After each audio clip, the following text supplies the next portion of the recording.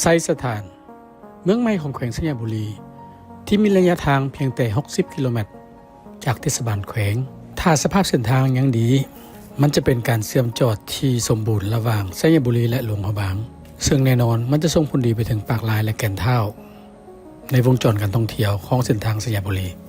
สิ่งสำคัญไซสถานเองก็ต้องมีแผนแม่บทที่ชัดเจนในการพัฒนาการท่องเที่ยวที่เน้นการรักษาธรรมชาติขายวิวจัดสรรเขตพัฒนาให้ชัดเจนสำหรับข่อยสถานที่นี้แม่นท่าแห่งของการท่องเที่ยวที่ดีที่สุดแห่งหนึ่งของประเทศเราที่หลายคนยังบ่ทันรู้จัก